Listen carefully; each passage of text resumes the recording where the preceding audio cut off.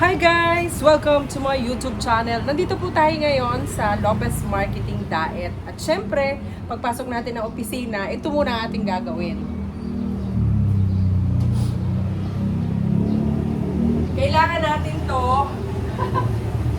Ayan, punas-punas ng ating mga tables. Ayan.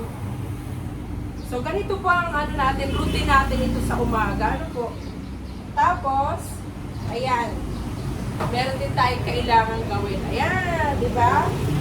Kailangan nating magwalis.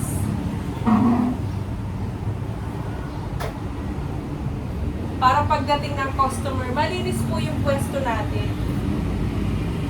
Siyempre, malinis, mabango. Para naman ang mga customer ay bonggang-bonggang pagpasok nila dito sa ating store. Diba?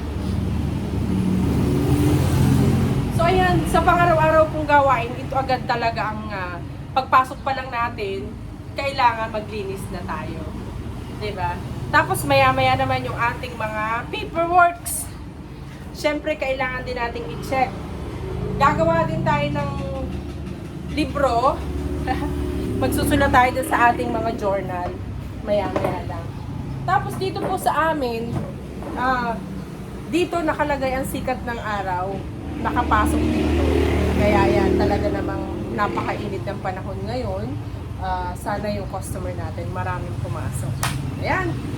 So, pagpapatuloy ko pang aking paglilinis. Thank you for watching. Follow for more.